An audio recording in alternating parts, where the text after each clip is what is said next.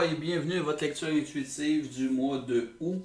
Mon nom est Danny Bédard. Je vais maintenant présenter votre thème du mois en choisissant parmi les cartes suivantes. Qu'est-ce qu'on va nous dire? Et votre thème du mois, c'est la durée. On parle ici de constance, de continuité, d'endurance, de persévérance, de maturité, de renforcement, de stabilité et d'engagement profond. Voyez-vous, on a quatre montagnes sur différents aspects d'une année ou du jour. On va aller voir en quoi ça vient toucher, quel aspect de votre vie la durée est importante pour vous durant le mois de août, chemin de vie numéro 3. Votre énergie du mois, on parle ici de la reine de clés. On parle ici de valeur, de richesse, d'abondance, de réussite. On parle de ce qui est important de protéger en soi. Il y a des choses importantes qui doivent être protégées. Il y a une notion de peut-être de garder pour soi certaines choses en votre mois d'août. Et aussi, on parle ici de projet, de songer, de l'ouverture à quelque chose de nouveau, l'état d'âme et tout. Et dans un premier temps, on commence avec la carte majeure numéro 21, avec Uriel et le Sphinx. Cette carte-là nous parle que il est temps de se réaliser, de passer à l'action, de découvrir. Il y a une notion de vouloir se redécouvrir, découvrir nos forces. Cette carte-là nous parle de grande réussite. Il y a quelque chose dans votre mois de août, un de vos désirs, c'est de réussir quelque chose. C'est vraiment présent là, au niveau de l'être, de réussir, de se dépasser. On parle ici de voyager, mais pas un voyage physique, là, de voyager à travers vos connaissances, vos expériences de vie. Il y a une notion de prendre conscience de ce qui s'est produit, de ce qui s'est fait, d'avoir intégré, puis vous allez, il va vous être révélé quelque chose, il y a une prise de conscience qui va se prendre au cours du mois de août. Puis ce qui va vous aider à prendre conscience, 4 de force, voyez-vous, la carte se présente de deux façons, l'automne ou le printemps. Et ici, on est comme cette révélation-là, elle arrive juste à point, elle va émerger, elle va prendre forme dans votre être. Et le 4, on nous parle aussi ici de bâtir sur du concret. On est au début de quelque chose qu'on est en train de bâtir. Mais au niveau de l'être, là, je parle toujours. On parle ici de notion d'être en sécurité. Il va y avoir croissance de l'être, mais il va y avoir dans la mesure où vous allez être en sécurité. Vos prises de conscience vous amènent dans une direction, elles vous amènent à prendre conscience d'une façon de faire, d'une façon d'être, d'une façon d'avoir, qui va être différente de ce que vous avez connu. Vous connaissez ça, mais c'est une chose que vous n'êtes pas souvent offert.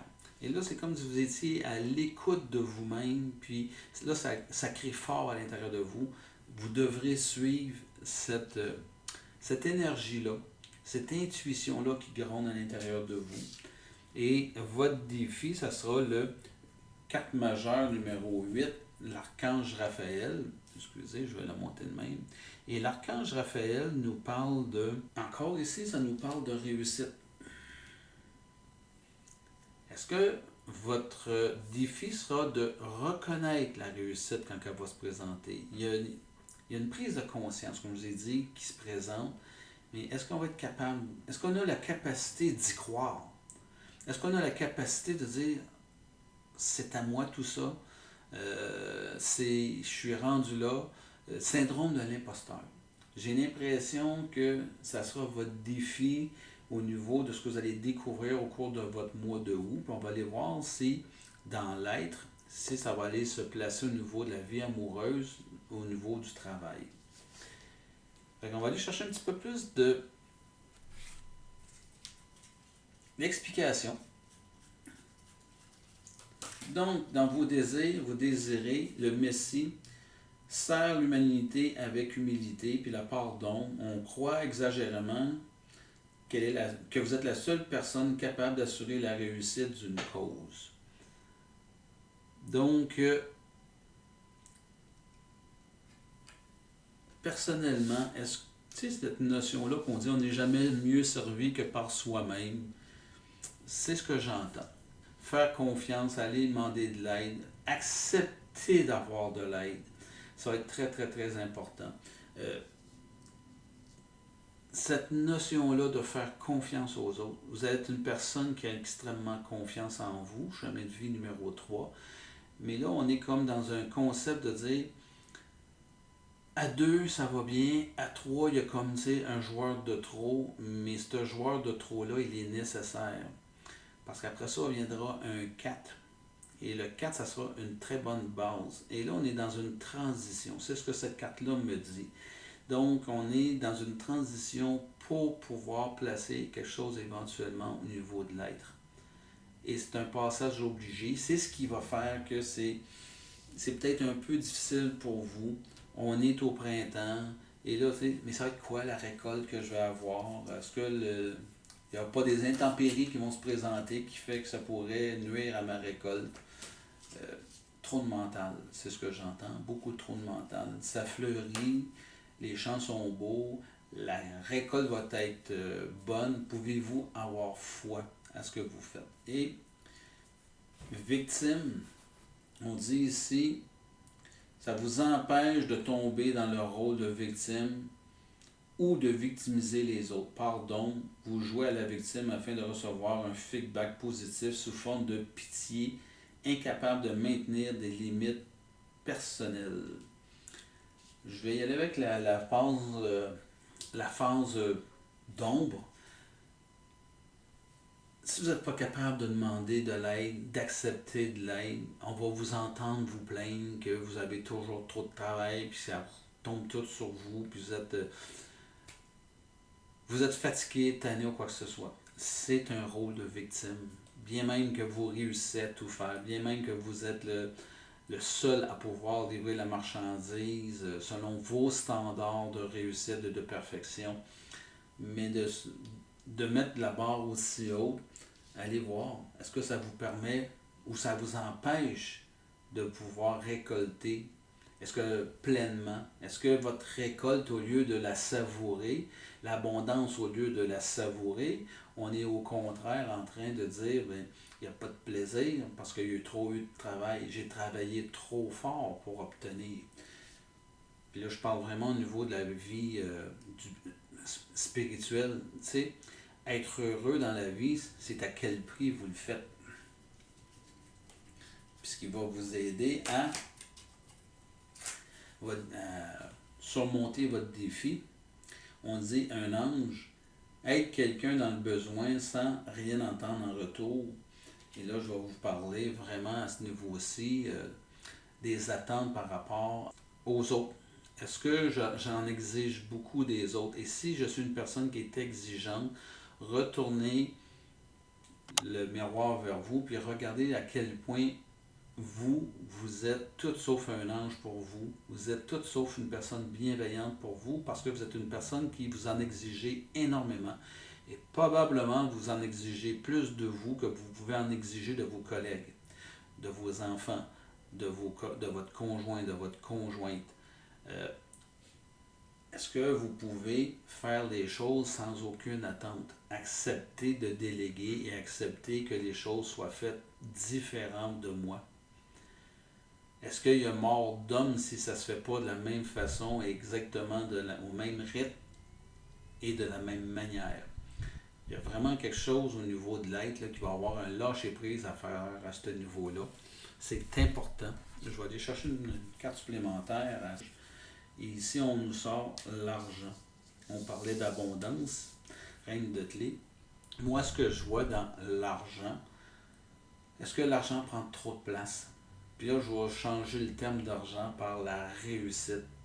Est-ce que la réussite, elle nourrit quelque chose de trop grand au niveau de l'être? Est-ce que le fait d'avoir de la réussite, de faire en sorte que tout réussisse dans ma vie, ça me donne une certaine valeur? On n'est pas dans l'être, là. C'est avoir et faire des choses dans le but d'être dans la réussite. On est dans un objectif de reconnaissance, de valorisation parce qu'on fait. Bien, vous n'êtes pas sur le bon chemin si on est dans ce sens-là. C'est nécessaire. Mais ce que je veux vous dire, c'est quelle proportion la réussite qui peut se matérialiser, parce que l'argent, c'est la façon dont l'univers nous a offert de matérialiser une forme de réussite. Moi, je vais juste vous dire, est-ce que ça prend trop de place, cette forme-là? Je vais aller chercher une autre explication. Et la jalousie. Dans la vie, lorsqu'on parle de certaines choses, on a une partie de la population qui pense la même chose que nous, puis il y en a l'autre moitié de la population qui nous souhaite quasiment du malheur. Bien, nous souhaiter du malheur, c'est une forme de jalousie. Est-ce qu'on est heureux pour ce que l'autre fait dans sa vie? Est-ce qu'on a de la gratitude, de la reconnaissance, puis qu'on est heureux pour ce qui arrive aux autres? Ou ben donc, à quelque part, ça vient toucher à l'intérieur de nous, puis on se dit, ah, il me semble que c'est tout le temps les mêmes qui ont tout. C'est toujours les riches qui ont de l'argent, puis c'est toujours les pauvres qui n'ont rien. C'est une forme de jalousie. Est-ce que vous jalousez la réussite des autres? Et ce qui fait que ça vous motive? Je ne dis pas que c'est mauvais, mais toujours dans quelle proportion? La détermination, la façon dont je m'implique, l'enthousiasme que j'ai à faire quelque chose, est-ce que c'est motivé par les bonnes raisons? Pour les bonnes raisons. Très intense, quelque part, peut-être très intense, et peut-être la motivation. Je vais juste aller jusqu'y entre. C'est à vous de trouver cette réponse. Je vais aller chercher une dernière fois notée, on me dit, je suis quand une voix ici, qui est sur un, je suis quand une pensée de toi. Tout ce que je viens de vous dire, ce n'est qu'à une pensée de la vérité.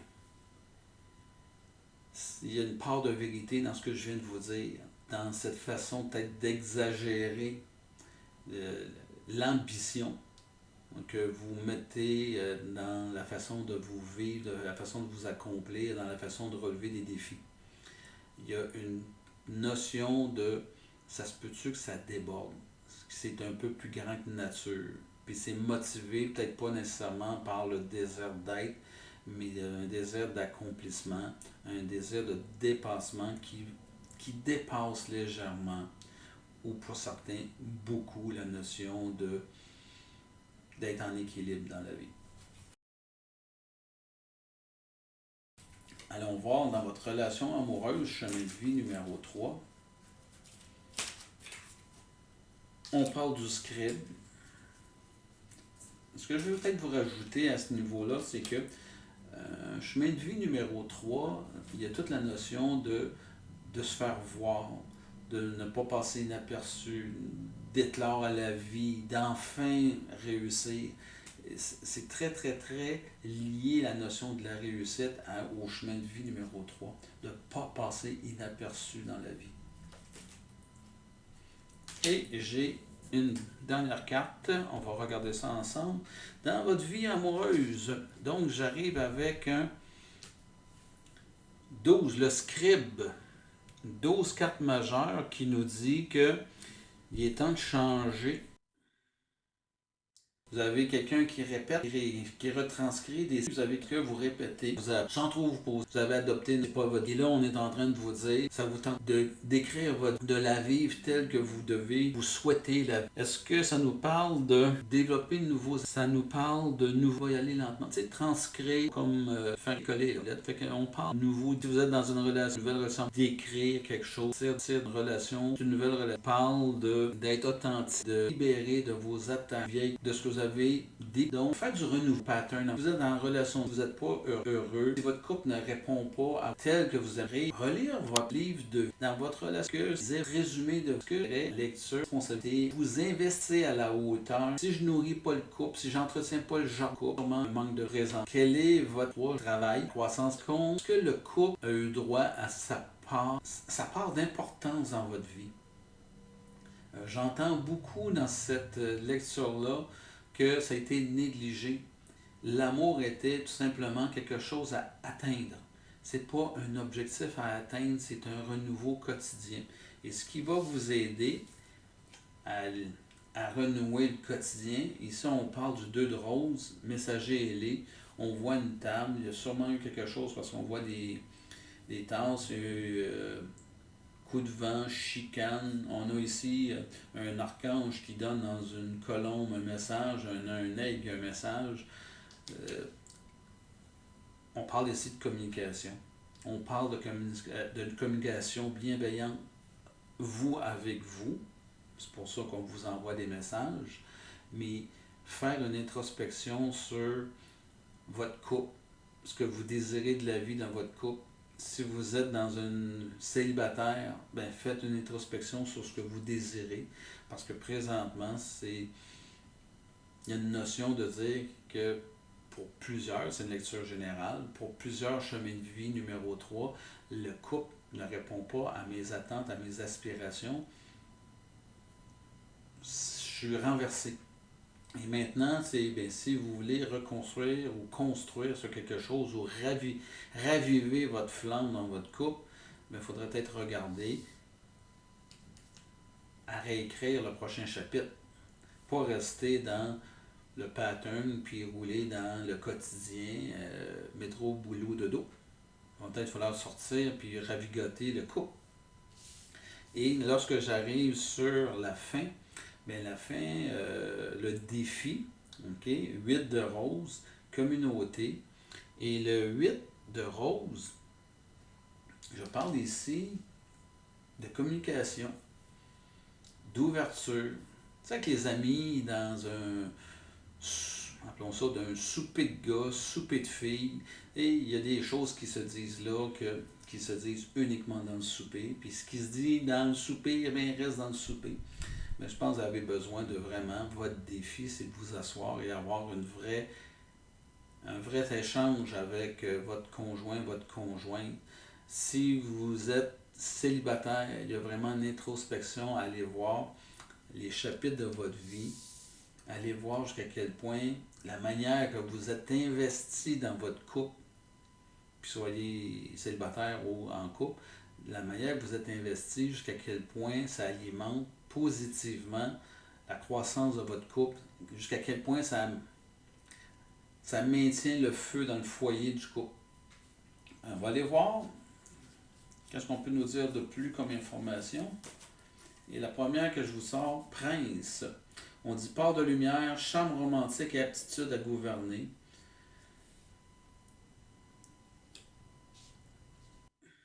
On va parler de prince charmant, de princesse. Je pense que dans votre relation amoureuse, pour plusieurs d'entre vous, chemin de vie numéro 3, vous attendiez le prince, la princesse, le prince charmant. Êtes-vous la princesse ou avez-vous le prince charmant auquel vous avez aspiré d'avoir dans votre vie? Je pense que ça prend une proportion démesurée. Je pense que le prince qui se présente ici, c'est une illusion. C'est attendre le prince charmant, c'est comme à dire à l'univers, moi je ne ferai rien. Je ne m'investirai pas. C'est comme tout doit être facile. La personne avec qui je vais être, elle doit me comprendre sans que j'aille à parler. La communication devrait être facile, on ne devrait jamais se chicaner. Tout ce qui est écrit dans votre livre de princesse ou de prince, ça ne fait pas partie de la réalité. Et là, on est en train de vous dire, hey, réveille, ton conte de fées, c'est à toi de l'écrire. Mais tu dois t'investir pour que ça puisse fonctionner. C'est ce que j'entends. Puis qu'est-ce qui va vous aider à écrire votre livre, à vous investir? Enfant blessé. Éveille la compassion et le désir de se mettre au service de l'autre. L'enfant blessé ouvre la voie à l'apprentissage du pardon. On parle de dysfonctionnement. L'enfant blessé à l'intérieur de vous, l'enfant déçu à l'intérieur de vous, déçu par l'amour, déçu par les anciennes relations, choix de rester seul parce qu'on a été blessé par l'amour, choix d'avoir peur d'entrer dans une relation amoureuse, puis on porte plein de craintes, puis on a de la difficulté à s'investir, puis on est dans le comment du pourquoi, de confirmer on est avec la bonne personne, on est suspicieux. Bien ça, on parle de votre enfant intérieur qui est blessé.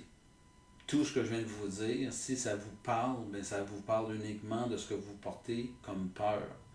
Et si vous voulez que vos relations amoureuses évoluent, pour ceux qui sont célibataires, bien revisitez puis réécrivez votre façon d'aborder l'amour. Si c'est ce que vous nourrissez, ne soyez pas surpris de voir que vous allez attirer encore le même genre d'homme dans votre vie ou le même genre de femme dans votre vie. Si vous êtes en relation de couple, ça veut aussi peut-être dire qu'il y a plusieurs sujets qui sont rendus tabous dans votre relation, que vous ne pouvez plus parler de certaines choses, je ne peux plus parler d'argent, je ne peux plus parler de ma belle-mère, je ne peux plus parler de mon beau-père, je ne peux plus parler de tes amis. Tout ça fait que la communication est difficile et ça parle encore beaucoup de votre enfant intérieur qui est blessé.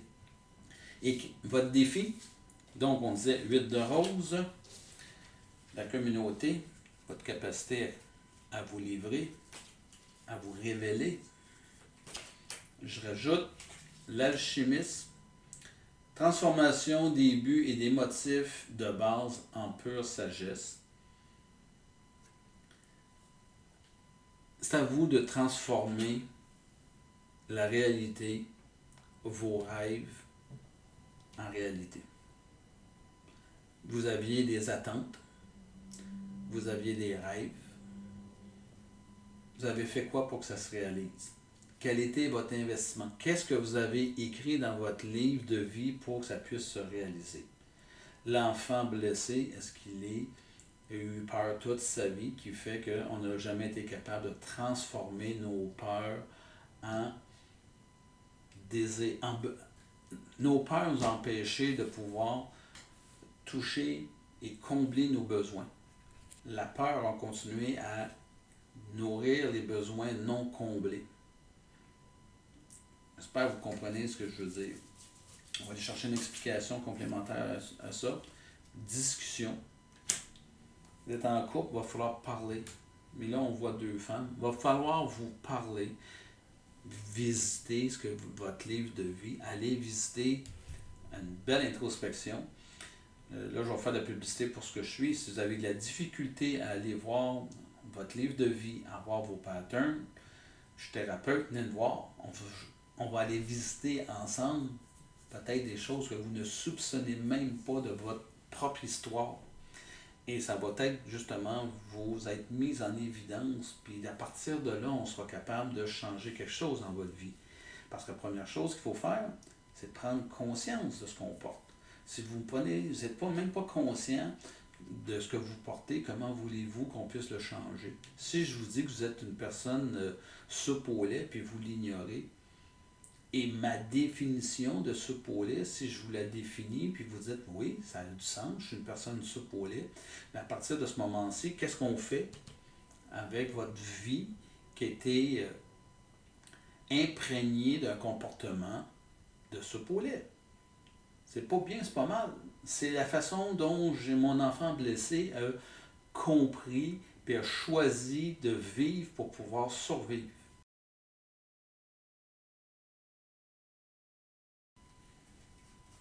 Allons voir dans votre vie du travail. J'ai la reine de force. J'ai par la suite 15 cartes majeures, la muse. Et je vais y aller avec une autre, l'architecte. Donc, je vais juste tasser mes cartes. Travail. La reine de force. Reine de force, c'est ce qu'elle nous dit. Elle nous dit ici que vous avez des grands projets qui sont devant vous, que vous avez la capacité de les réussir, que vous avez la capacité de gérer le projet. Vous êtes capable de faire la part des choses. Vous avez cette capacité-là à l'intérieur de vous d'être décisionnel, de structurer, d'organiser pour que ça fonctionne. Vous avez suffisamment de cœur et de connaissances et d'expérience pour mener à bien vos projets en affaires. Ça nous parle aussi, la reine de force. Y a une opportunité qui va se présenter, ou y a quelque chose qui vient de se présenter, nouveau projet, nouveau défi, nouvelle entreprise à partir, mais il y a quelque chose qui s'est présenté et vous devez prendre position, mais vous avez la capacité pour réussir ce qui se présente à vous présentement. Carte majeure numéro 15, la muse. La muse ici nous dit, c'est une période propice à l'abondance. Vous avez la fougue. Il y a quelque chose, il y a un coup de foudre au point de vue du travail. Puis là, je vais l'associer avec ça. Avec votre entrée, le travail est très important pour vous au mois d'août, votre chemin de vie numéro 3. Et on parle de quelque chose qui est très attirant pour vous. Il y a quelque chose qui se présente ou qui vient de se présenter, puis c'est extrêmement attirant. On vous a fait miroiter quelque chose. Et ça vient de quelqu'un de confiance, en qui vous avez confiance, très attiré d'aller dans cette direction-là. Et votre défi, un de clés, l'architecte, et les clés, on parle encore ici, c'est un 1 là. Fait qu'on parle de nouvelles richesses, de nouveaux succès, de nouvelles valeurs, de nouvelles confiances. Il y a quelque chose de très stimulant, mais c'est comme un renouveau. Renouveau du renouveau qui est stimulant, mais on vous présente quelque chose qui est vraiment nouveau. Et là, c'est un 1, il y a un démarrage. C'est dans la position de votre défi. Il va falloir juste, si ça vous parle, si vous l'entendez, il va falloir sortir le mental de tout le processus. Il va falloir vraiment s'asseoir et arriver à dire, écoutez votre instinct, allez voir comment ça parle ou ça vibre à l'intérieur de vous, parce que ça va être important. Je vais aller tout de suite chercher une autre carte à ce niveau-là pour voir qu'est-ce qu'on peut nous donner comme information complémentaire à votre défi. Par chemin inconnu. Voyez-vous, j'ai un 8. Là, on parle ici du côté matériel. On parle d'un choix à faire. Le mois d'août va vous amener devant une situation où vous aimez ce que vous faites, vous avez beaucoup de responsabilités, vous êtes stimulé par un nouveau projet, mais ça va demander un nouveau chemin à prendre, une grosse décision à prendre. Vous avez cette capacité-là, chemin de vie numéro 3, de voir, de matérialiser le projet. Mais c'est tellement simple pour vous que vous, tu sais, un peu, on se met en doute parce qu'on se dit, écoute, c'est trop beau pour être vrai. C'est ce que j'entends. On va chercher des explications complémentaires sur justement ce projet-là ou le travail. Et ce qu'on nous dit, c'est mendiant, la personne se prend en charge sur le plan de survie physique, prend conscience du pouvoir spirituel, de l'humilité, de la compassion et de l'estime de soi. Pardon, une dépendance envers les autres sans faire aucun effort. Est-ce que vous tirez autour de vous des gens qui sont très dépendants de vous, qui surfent sur votre énergie, qui sont... Vous devez constamment les stimuler. Est-ce que ça vient vous gruger? Votre énergie, puis ça rend peut-être lourd un peu le travail, ce qui fait que le nouveau projet, c'est peut-être une grosse décision à prendre, ou le nouveau projet, quelque chose d'intéressant. Faites juste vérifier ce que je viens de vous dire, parce que si ça vous parle, à l'effet que vous traînez avec vous dans votre vie des gens qui ont de la dépendance et qui dépendent de vous, puis qui font... Ils n'ont jamais beaucoup d'initiatives. Ils sont des très très bons exécutants, mais vous ne vous sentez pas côtoyé, challengé pour que vous puissiez avancer. Ces gens-là mendient et ça vient pesant à la longue. Être une muse, là, c'est vraiment avoir une connexion. je vais prendre le terme, c'est comme si on vous mendiait votre amitié, on vous mendiait votre autorité. Et si vous êtes en position de pouvoir en affaires, ben c'est, tu sais, la muse, là, on vous met énormément de responsabilité sur les épaules parce qu'on croit en vous, mais en même temps, on est en train de vous dire qu'on dépend énormément de vous. Ça tire des deux côtés. Là. La couverture, vous êtes prêts entre l'écorce et l'arbre. Et je pense que vous êtes tanné de ça. On va aller chercher une réponse à ça. Mais qu'est-ce qui va vous aider à vous sortir de là? Et on vous présente ici Dieu, part de lumière, la bienveillance, être compatissant, reconnaître la force éternelle en soi et en l'autre. Puis la part de l'ombre, c'est du despotisme et cruauté, se sert de son pouvoir pour contrôler les autres. Bienveillance. On vous parle beaucoup ici dans votre cheminement d'être un peu plus bienveillant. Est-ce que vous avez pris les nerfs un peu dernièrement, quoi que ce soit? Est-ce qu'on vous a demandé d'être un peu plus autoritaire? Dans la phase présentement, vous faites l'exception à la règle. Soyez bienveillants. Ce que vous faites ça en ajoute pas. Comprendre, avoir les bonnes personnes. Arrêtez de vous lancer pas les bonnes questions qui vont nous aider à nous en l'hédonisme, inspire l'énergie créatrice, libérer la direction, faire, voir les formes. Regardez s'il y a du ménage. Il y a quelque chose qui manque à votre leadership qui fait que ça ne fonctionne pas comme il se doit. Donc, ça sera votre défi.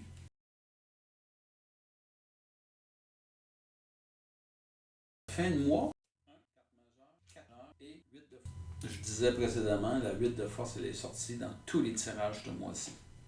Cette carte-là, l'oracle d'Elphes, vous avez une capacité de voir les choses mieux que quiconque. Vous avez une capacité de pouvoir parler, divulguer, communiquer mieux que quiconque chemin de vie numéro 3. Et ça sera votre défi vers la fin du mois de pouvoir bien communiquer. Je pense qu'il y a du ménage à faire autour de vous et vous devrez utiliser vos capacités et votre talent de communicateur pour pouvoir passer vos messages et mettre des points sur des i et des barres sur les t. Et ce qui va vous aider à vous réaliser, c'est le 14.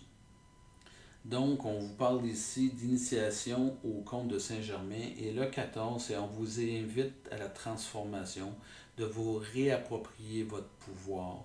On vous dit que vous êtes dans un rite de passage, qu'il y a quelque chose qui doit être fait. Je vois ici, vous, avec vos employés, avec votre équipe de travail, et il y a une notion de rétablir l'ordre.